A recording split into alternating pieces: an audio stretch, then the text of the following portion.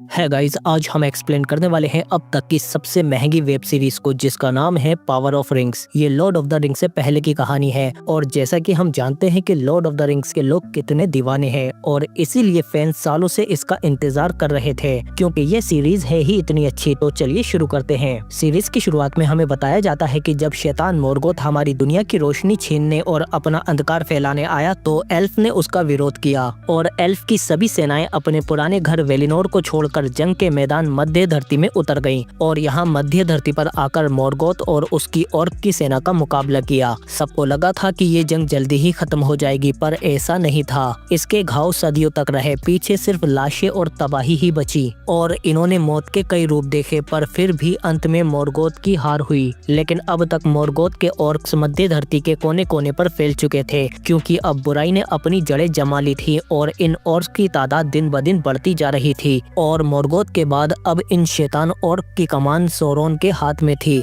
जो मोर्गोथ का ही शागिर्द था और अब मोर्गोथ के अधूरे ख्वाब को यही पूरा करेगा। जिसका पता चलते ही ग्लैड्रियल का भाई इसे मारने गया, पर सोरोन ने उसे ही मारकर उसके शरीर पर अपना निशान बना दिया। तभी ग्लैड्रियल ने अपने भाई के इस अधूरे काम को पूरा करने की कसम खाई और अपने कुछ सिपाहियों के साथ सोरोन को ढूंढने निकल गई। इसने दुनिया के अंतिम छोर तक सोरोन की खोज की, पर कुछ हाथ नहीं लगा और इतने साल बीतने के बाद अब बाकी एल्फ भी सोरोन को बुरी याद की तरह भूल चुके हैं क्योंकि सालों से उसका कोई पता नहीं है। इसीलिए सबको लगता है कि सोरोन मर चुका है, पर ग्लैड्रियल जानती है कि सोरोन जिंदा है और वो दोबारा हमले के लिए अपनी सेना तैयार कर रहा है। इसीलिए ये अपना सफर जारी रखती है। पर इतनी मुश्किलों के बाद अब इसके साथी भी कहने लगे हैं कि सालों से यहाँ कोई ऑर्क नजर नहीं आया। शायद बाकी लोग सही हैं कि सोरोन अब मर चुका है, हमें उसकी तलाश अब बंद कर देनी चाहिए। पर ग्लैड्रियल कहती है कि हम आगे बढ़ेंगे। सोरोन हर रोज अपनी ताकत बढ़ा रहा होगा, इसीलिए ग्लैड्रियल आगे बढ़ती रहती है। पर तूफान की वजह से इसके साथियों की हिम्मत टूटने लगी है। लेकिन तभी ये देखते हैं कि ये उस जगह पहुंच चुके हैं जहां सोरोन के साथ ऑर्क की सेना थी और फिर अंदर आने पर इन्हें पता चलता है कि ये वही जगह है जहां अपनी हार के बाद सारे ऑर्क्स इकट्ठे हुए थे। और फिर जल्दी ही ग्लैड्रियल को यहाँ एक दरवाजा मिलता है, जिसे तोड़कर जब ये अंदर जाती है तो इसे पता चलता है कि ऑर्क्स यहाँ किसी तरह का काला जादू करके अंधेरी शक्तियों को बुला रहे थे। और तभी ग्लैड्रियल को यहाँ सोरोन का वही निशान मिलता है जो इसके भाई पर था। इसका मतलब सोरोन यहाँ पर था। इसीलिए ग्लैड्रियल कहती है कि कल सुबह हम नॉर्थ की तरफ और आगे जाएंगे, पर इसका साथी कहता है कि अब हमें घर लौट जाना चाहिए, ये निशान सालों पहले का है। पर तभी बाहर हम देखते हैं कि इनके एक साथी को यहाँ एक दानव मिल जाता है जो इस पर हमला कर देता है। और जब तक ग्लैड्रियल बाहर आती है तो वो देखती है कि ये दानव इसके लोगों को बुरी तरह से मार रहा होता है। इसके सामने ये नन्हे चूहों जैसे हैं। पर तभी अपने साथी को बचाने के लिए ग्लैड्रियल भी लड़ाई में उतर जाती है और ये बड़ी ही तेजी से इस दानव को मारने लगती है। ये दानव ग्लैड्रियल की रफ्तार के आगे ज्यादा देर तक नहीं टिक पाता और ग्लैड्रियल इसे जल्दी ही मौत के घाट उतार देती है। और फिर ये अपने साथियों से कहती है कि कल सुबह हम नॉर्थ में और आगे जाएंगे, पर इसके साथी कहते हैं कि अब हम वापस घर जाएंगे, बहुत हो चुका। अगर आपको उत्तर की ओर जाना है तो आपको अकेले ही जाना होगा। और तभी हम इस दुनिया के मैप को देखते हैं जहाँ नॉर्थ से ग्लैड्रियल अपने साथियों की वजह से लिंडन वापस आ जाती है। लिंडन एल्फ की राजधानी है और यहाँ पर हायर एल्फ रहते हैं। एल्फ इंसानों से ज्यादा ताकतवर होते हैं और इनके कान भी नुकीले होते हैं। और तभी यहाँ राजकुमार एलेनोर को बताया जाता है कि आपकी दोस्त ग्लैड्रियल वापस आ गई है, इसीलिए ये फौरन उससे मिलने जाता है। पर तभी ग्लैड्रियल इसे निशान के बारे में बताती है। इसका मतलब है कि सोरोन जिंदा है, वो अपनी ताकत बढ़ा रहा है। इसीलिए मुझे हमारे महाराज से मिलकर एक सैनी टुकड़ी की मांग करनी है ताकि मैं उसे वक्त रहते ढूंढ सकूं। और फिर हम देखते हैं कि एल्फ के महाराज इन सबको वापस लौटने पर सम्मानित करते हैं इनके जज्बे और बहादुरी के लिए, और इन्हें समुद्र के रास्ते वापस एल्फ के पुराने घर वेलिनोर भेजने का फैसला करते हैं क्योंकि महाराज को लगता है कि जंग के दिन अब खत्म हो चुके हैं क्योंकि सोरोन भी खत्म हो चुका है। इसीलिए ये ग्लैड्रियल की एक नहीं सुनते। और फिर इसके बाद अकेले में एलेनोर इसे समझाता है कि निशान के मिलने का मतलब ये नहीं है कि तुम सोरोन तक पहुँच गई या सोरोन जिंदा है। जिस पर ग्लैड्रियल कहती है कि मेरे भाई ने उसकी तलाश में अपनी जान गंवाई थी, इसीलिए अब मैं खुद उसे जाकर ढूंढ लूंगी। मेरा दिल कह रहा है कि वो बड़े हमले की तैयारी कर रहा है, इसीलिए अब तक सामने नहीं आया और तुम सब उसके मरने की गलतफहमी में हो। और फिर इधर लिंडन से दूर हम देखते हैं कि इंसान साउथलैंड में रहते हैं और ये अपनी वही इंसानों वाली आम जिंदगी जी रहे होते हैं। पर एल्फ के महाराज ने सालों से यहाँ एल्फ को तैनात कर रखा है इंसानों पर नजर रखने के लिए, क्योंकि पिछली जंग में इंसान खुद मोर्गोथ की तरफ से लड़े थे और अब मोर्गोथ के मरने के बाद ये सोरोन के साथ भी शामिल हो सकते हैं, क्योंकि मोर्गोथ के अधूरे मकसद को अब सोरोन ही पूरा करेगा। लेकिन इतने सालों की निगरानी से अब इंसान इन एल्फ से तंग आ चुके हैं, इसीलिए ये इन एल्फ से नफरत करते हैं। जबकि हम इनमें से एक एल्फ एरोंडिर को देखते हैं जो एक इंसानी औरत से प्यार करता है जिसका नाम ब्रोनविन है, और इसका एक बेटा भी है जिसका नाम थियो है।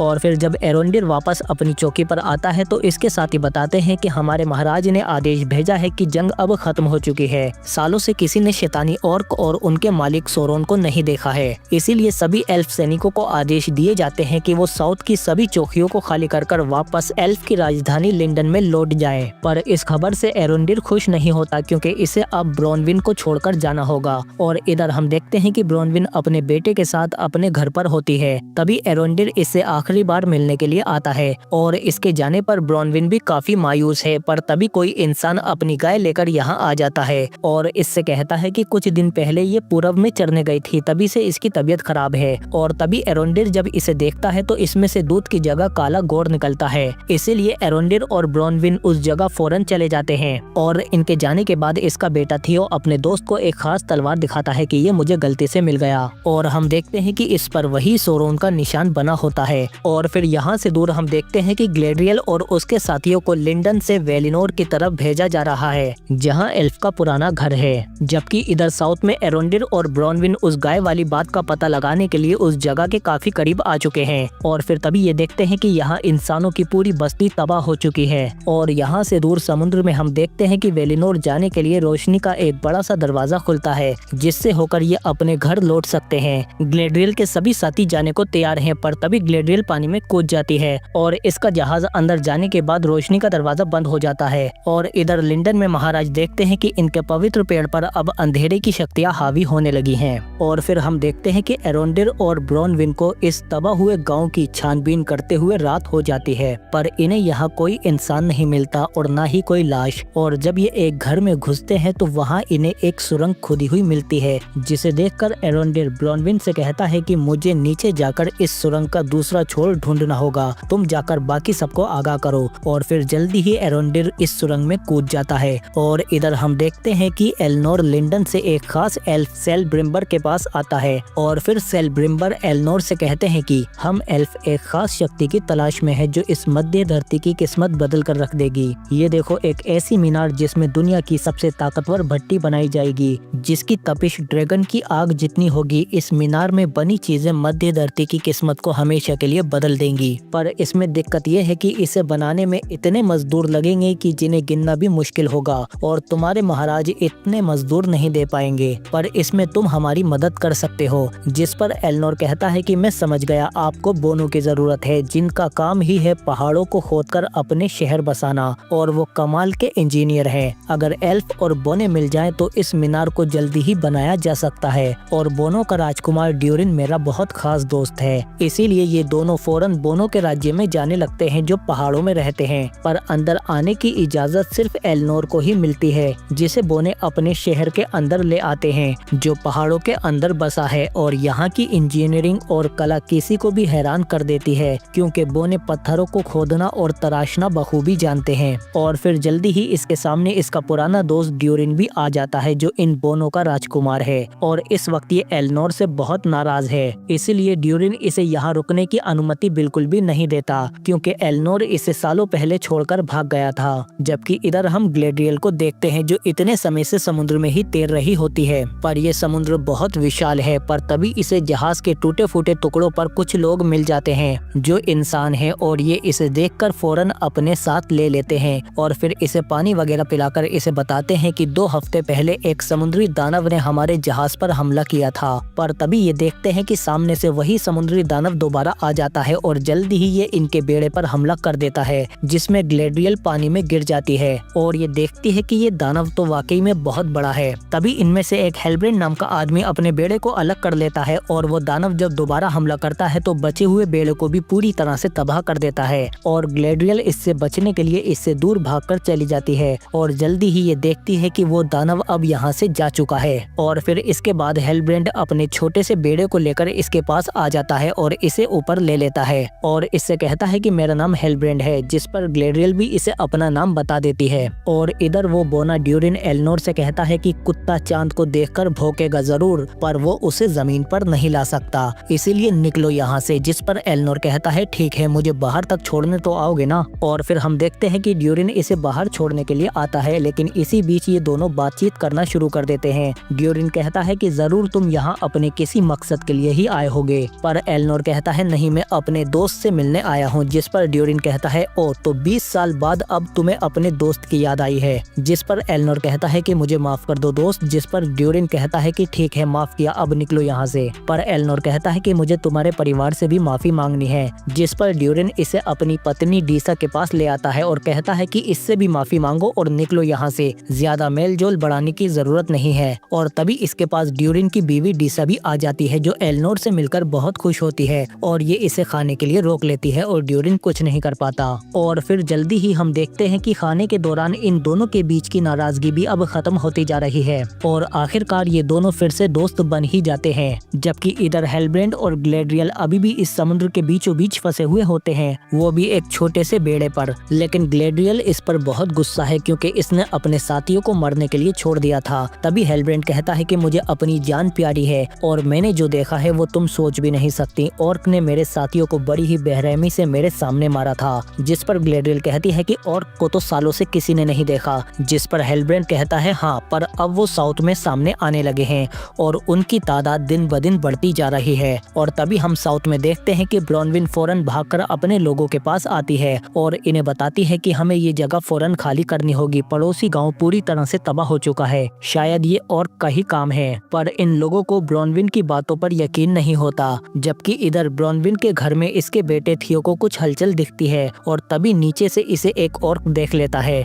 जबकि इधर उसी गांव में बनी सुरंगों में एरोंडिर छानबीन कर रहा होता है। तभी इसे ऑर्क के निशान मिलते हैं और तभी एक ऑर्क भी इसे देख लेता है और इसके पीछे आने लगता है। इसीलिए ये फौरन इस सुरंग से निकलने की कोशिश करता है, पर यह सुरंग बहुत तंग है। लेकिन आखिरकार ये निकलकर पानी में आ जाता है और पानी से निकलकर सामने से आने वाले ऑर्क के लिए तैयार होता है, पर तभी पीछे से इसे कोई खींच लेता है। और इधर ब्रॉनविन जब अपने घर पर आती है तो इसे अपने घर के नीचे भी एक सुरंग मिलती है, लेकिन ये घबराहट में अपने बेटे को आवाज लगाने लगती है। तभी इसका बेटा बाहर आकर कहता है कि आवाज मत करो माँ। तभी वो ऑर्क वापस आने लगता है, इसीलिए ये अंदर छिप जाता है और ब्रॉनविन भी फौरन एक अलमारी में छिप जाती है और ये झीरी में से देखती है कि एक ऑर्क सुरंग से बाहर आ रहा है, जिसे देखकर ये बुरी तरह से डर जाते हैं और वो ऑर्क भी इन दोनों को ढूंढने लगता है। और तभी इसे ब्रॉनविन के बारे में पता चल जाता है, लेकिन तभी थियो पीछे से हमला कर देता है, लेकिन इस ऑर्क पर हमले का ज्यादा असर नहीं होता। थियो भागने की कोशिश करता है पर ऑर्क इसके पीछे पड़ जाता है, लेकिन तभी ब्रॉनविन भी इसके तलवार घुसा देती है, पर ऑर्क को उससे भी कुछ नहीं होता। और तभी थियो ऊपर से इसके गले में रस्सी डाल देता है, पर ऑर्क इस रस्सी को भी काट देता है और जैसे ही ये थियो की तरफ बढ़ता है तो ब्रॉनविन फौरन इसका सर काट देती है और फिर अपने लोगों को इसे दिखाकर कहती है कि तुम में से जो भी जिंदा रहना चाहता है वो सुबह होते ही एल्फ की मीनार की ओर चला जाए। जबकि इधर हम देखते हैं कि ग्लेड्रियल और हेलब्रेंड समुद्री तूफान से जूझ रहे होते हैं और इसी बीच हम देखते हैं कि हेलब्रेंड नीचे गिरने वाला होता है, जिसे बचाने के चक्कर में ग्लेड्रियल खुद नीचे गिर जाती है और बेहोश होकर नीचे जाने लगती है। तभी रस्सी के सहारे से हेलब्रेंड नीचे जाता है और जल्दी ही इसे बचाकर ऊपर ले आता है। और इधर पहाड़ों में हम देखते हैं कि ड्यूरिन अपने पिता से कहता है कि मुझे एलनोर पर पूरा भरोसा है, मैं उसे सालों से जानता हूँ, वो कुछ भी छिपाता है तो मुझे भनक लग जाती है।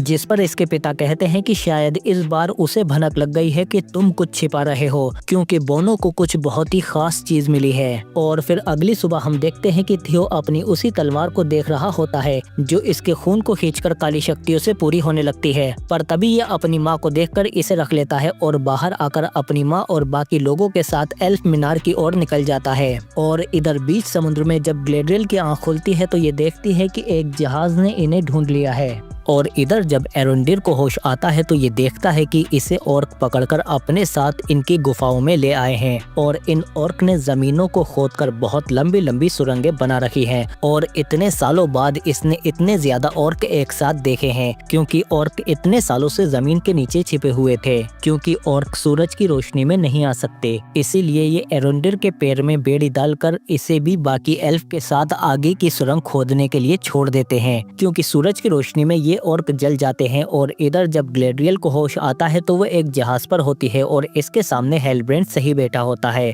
और जब ये ऊपर आती है तो इसे पता चलता है कि ये एक इंसानों के जहाज पर है। और फिर तभी इसके सामने जहाज के कप्तान आते हैं और ये इससे कहते हैं कि एक एल्फ यहाँ समुद्र के बीच में क्या कर रही है, जिस पर ग्लेड्रियल इससे पूछती है कि कौन हो तुम, जिस पर कप्तान कहता है कि मैं तुम्हें अपने मालिक के पास ले जा रहा हूँ, तुम्हारे सारे सवालों के जवाब तुम्हें वहीं मिल जाएंगे। और फिर जल्दी ही हम देखते हैं कि ये लोग अपने देश आ जाते हैं, जहाँ पर बड़ी बड़ी मूर्तियों को देखकर ग्लेड्रियल समझ जाती है कि ऐसी तो सिर्फ एक ही जगह हो सकती है इंसानी राज्यों के पश्चिमी छोर पर, जिसका नाम है न्यूमेनोर। और फिर जब कप्तान इन्हें अपने शहर के बंदरगाह से शहर के अंदर लाते हैं तो हेलब्रेंड कहता है कि मेरे जैसे इंसान ऐसे शहर कब से बनाने लगे, जिस पर ग्लेड्रियल कहती है कि ये इंसान तुम जैसे नहीं है। जब महायुद्ध हुआ था तो तुम लोगों ने मोर्गोथ का साथ दिया था, जबकि ये लोग एल्फ की तरफ से लड़े थे, इसीलिए जंग के बाद वेलार देवताओं ने इन्हें ये द्वीप तोहफे में दे दिया था, जिसका नाम न्यूमेनोर पड़ा। पहले हमारे बीच भाइयों जैसा रिश्ता था,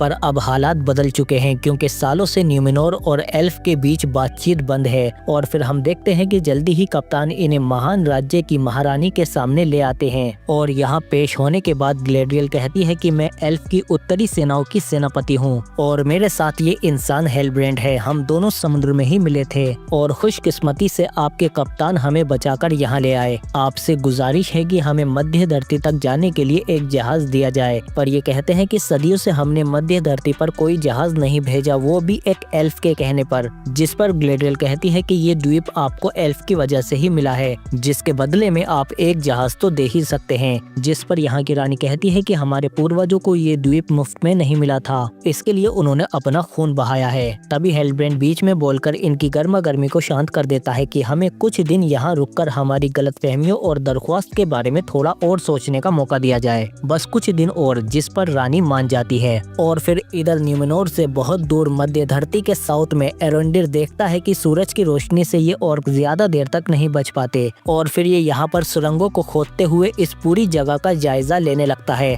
और अपने साथी से कहता है कि ये रास्ता सीधे होल्डन की तरफ जाता है। यही वजह है कि हमें ऑर्क की भनक भी नहीं लगी और ये लोग सूरज की रोशनी से भी अब तक बचे रहे। शायद इन्हें किसी तरह के खास हथियार की तलाश है। तभी इसके एल्फ साथी कहते हैं कि इन ऑर्क का कोई लीडर भी है जिसे ये लोग एडार नाम से बुलाते हैं। ये खतरा हमारी सोच से भी कहीं बड़ा है, इसीलिए हमें यहाँ से जल्दी ही भागना होगा। तुम लोग तैयार रहना, जब सूरज हमारे सर पर चढ़ आएगा तो हम यहाँ से भागने की कोशिश करेंगे। अगर हम में से कोई एक भी भागने में कामयाब हो गया तो वो विशाल सेना लेकर आ सकता है। तभी एक ऑर्क इनसे कहता है कि बातें बंद करो और काम शुरू करो वरना मैं तुम्हारी खाल उधेड़ दूंगा। जिस पर ये कहते हैं कि ये पेड़ हमारा रास्ता रोक रहा है, जिस पर ऑर्क कहता है तो काट दो इस पेड़ को। पर तभी एक एल्फ कहता है कि ये पेड़ इस धरती का वजूद है, ये जब से यहाँ पर मौजूद है जब तुम जैसे चूजे अंडों से भी नहीं निकले थे। तभी अंदर से एक ऑर्क आता है और वो इनसे कहता है बहुत खूब, आज बरसों बाद किसी ने इतनी बहादुरी दिखाई है, ये लो पानी पी लो, पियो घबराओ नहीं, ये तुम्हारा इनाम है सच बोलने के लिए। तभी ये लोग पानी पीने लगते हैं, लेकिन तभी इसी दौरान वो ऑर्क एक एल्फ का गला काट देता है और बाकियों के गले पर खंजर रख देता है, जिसे देखकर एरोंडिर कहता है रुको मैं इस पेड़ को काटूंगा। और फिर हम देखते हैं कि एरोंडिर खुद जाकर इस पेड़ को काटने लगता है, जिस पर बाकी ऑर्क इसकी बेबसी पर हंसने लगते हैं। जबकि इधर न्यूमेनोर में ग्लेड्रियल सिपाहियों से छिपकर बंदरगाह पर आ जाती है और नाव की तलाश करने लगती है, जिस पर कप्तान पीछे से कहता है कि यकीन मानो ये छोटी सी नाव तुम्हें ज्यादा दूर तक नहीं ले जा सकती,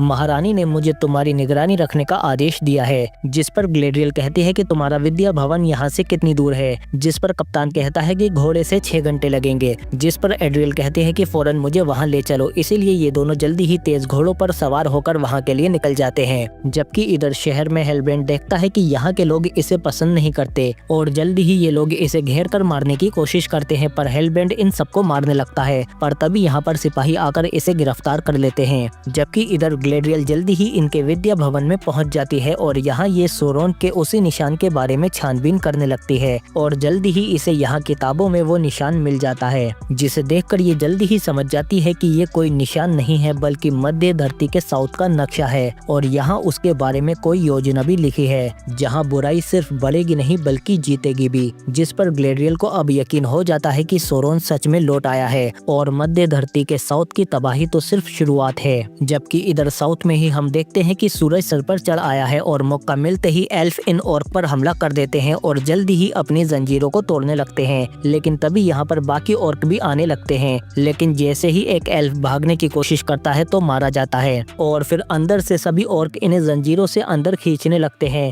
क्योंकि तेज धूप में ये बाहर नहीं आ सकते। इसी बीच एरोंडिर इनके तंबू को काट देता है जिससे ऑर्क रोशनी में जलने लगते हैं और ये एल्फ अपनी जंजीरों को काटने लगते हैं। तभी एक और कहता है कि छोड़ो भेड़िए को, और फिर जल्दी ही हम देखते हैं कि ये एक खतरनाक भेड़िए को इन पर छोड़ देते हैं जो बाहर आते ही इन एल्फ को बड़ी बेरहमी के साथ चीर फाड़ने लगता है। पर इसके हमले से एरोंडिर बच जाता है जिससे ये पेड़ की जड़ों में जाकर फंस जाता है और एरोंडिर इसे जंजीरों से पकड़ लेता है। पर तभी यहाँ और ऑर्क आ जाते हैं और ये एरोंडिर को खींच लेते हैं, पर एरोंडिर इन्हें जल्दी ही मार देता है। पर तभी वो भेड़िया इसके साथी को घेर लेता है, लेकिन तभी एरोंडिर उसे मार देता है और जैसे ही ये खुद ऊपर आता है तो ऑर्क इसके साथी को भागने से पहले ही तीरों से मार देते हैं और इसे भी नीचे खींच लेते हैं और कहते हैं कि ले चलो इसे एडार के पास। और फिर हम देखते हैं कि इन ऑर्क का लीडर एडार बाहर आने लगता है जिसके आगे सभी ऑर्क झुकने लगते हैं और यहीं पर हमारी वीडियो का पहला पार्ट खत्म हो जाता है। आखिर कौन है ये एडार और क्या ग्लेड्रियल यहाँ अब वक्त पर अपनी फौज लेकर पहुँच पाएगी या उससे पहले ही ये मध्य धरती के साउथ को तबाह कर देंगे। और इधर एल्फ राजकुमार एल्नोर इन दोनों के पास किस मकसद के लिए आया है, इन सभी सवालों के राज हमें इसके पार्ट 2 में मिलेंगे। पर उससे पहले इस वीडियो को दबाकर लाइक और शेयर करो और साथ ही कमेंट बॉक्स को रिंग्स ऑफ पावर के पार्ट 2 से भर दो। लेकिन जाने से पहले चैनल को भी सब्सक्राइब कर लेना। हम मिलते हैं आपसे अगली वीडियो में।